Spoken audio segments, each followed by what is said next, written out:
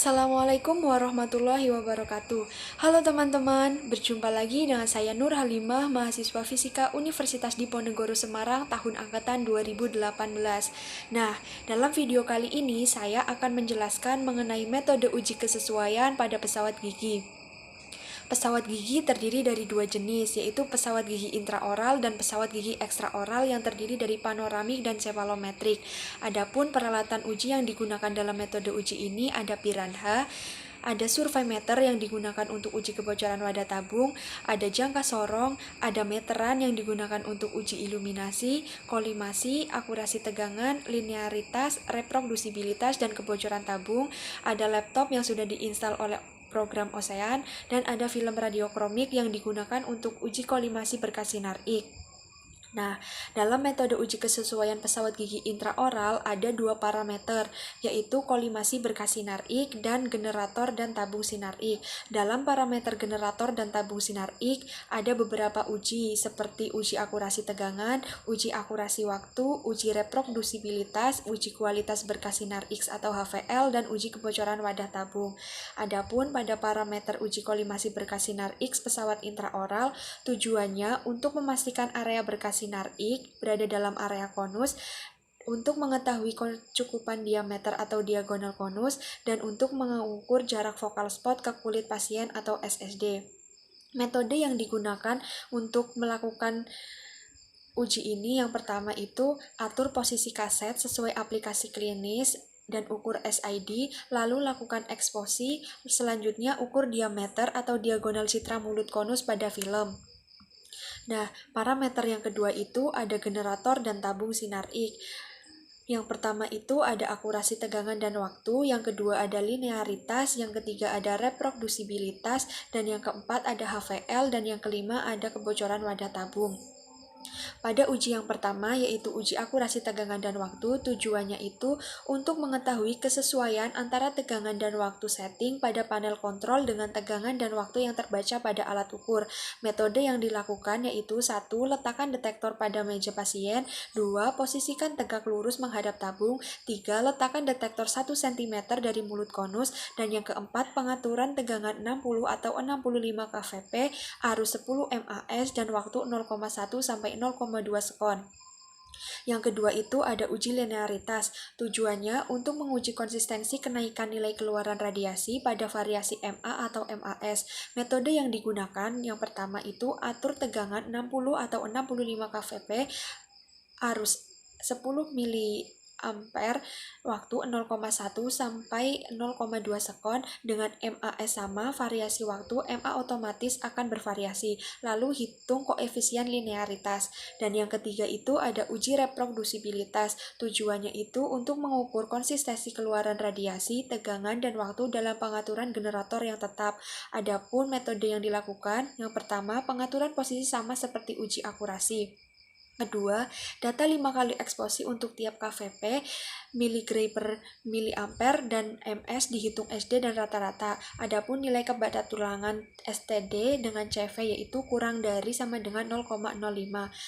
Uji yang keempat itu ada uji HVL. Tujuannya untuk menilai kualitas berkas sinar X dengan kecukupan filtrasi untuk mereduksi radiasi sinar X energi rendah. Metode yang dilakukan itu dengan langsung diukur dengan non-invasif.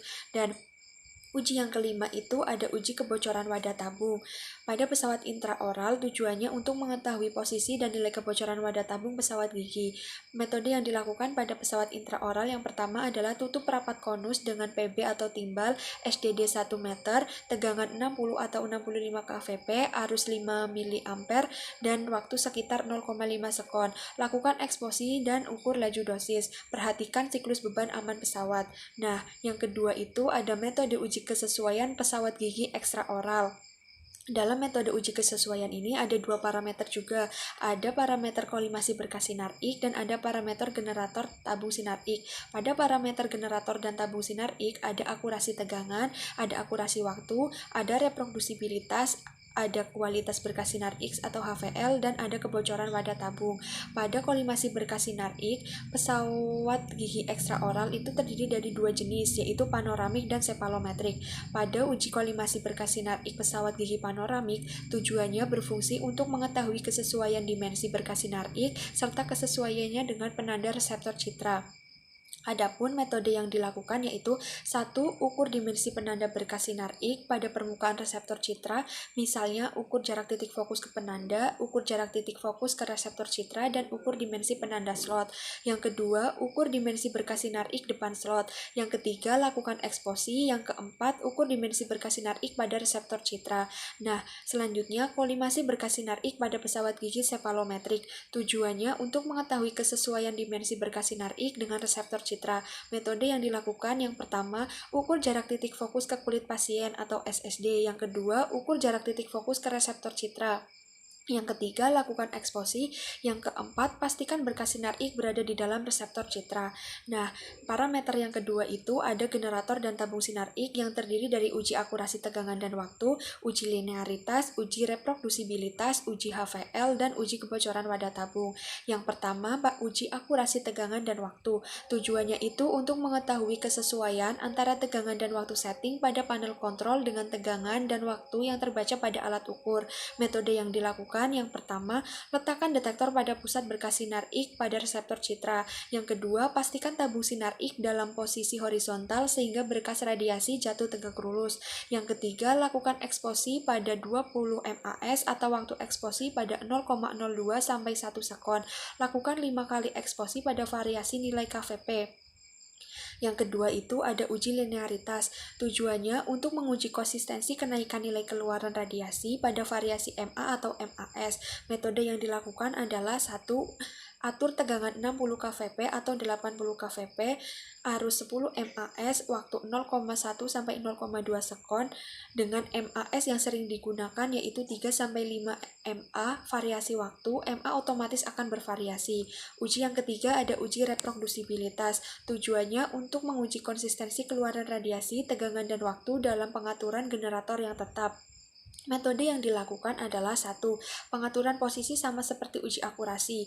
Kedua, data 5 kali eksposi untuk tiap KVP, miligray per miliampere, dan MS, hitung rata-rata dan hitung SD. Tulangan CV sama dengan STD. Lalu uji yang keempat itu ada HVL. Tujuannya untuk menilai kualitas berkas sinar X dan kecukupan filtrasi untuk mereduksi radiasi sinar X energi rendah. Metode yang dilakukan itu dengan langsung diukur dengan non-invasif. Nah, yang kelima ada uji kebocoran wadah tabung ekstraoral. Pada pesawat gigi ekstraoral tujuannya untuk mengetahui posisi dan nilai kebocoran wadah tabung pesawat gigi. Pada pesawat gigi ekstraoral, metode yang dilakukan itu pengujian dilakukan jika kolimator primer dapat ditutup.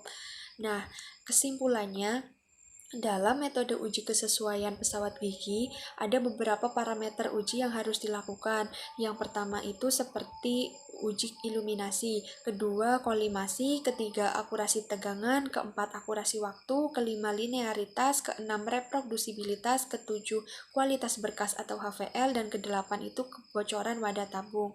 Nah, sekiranya sekian materi yang dapat saya sampaikan. Semoga materi yang saya sampaikan bisa bermanfaat bagi teman-teman. Kurang lebihnya saya mohon maaf. Wassalamualaikum warahmatullahi wabarakatuh. Sampai jumpa di video selanjutnya.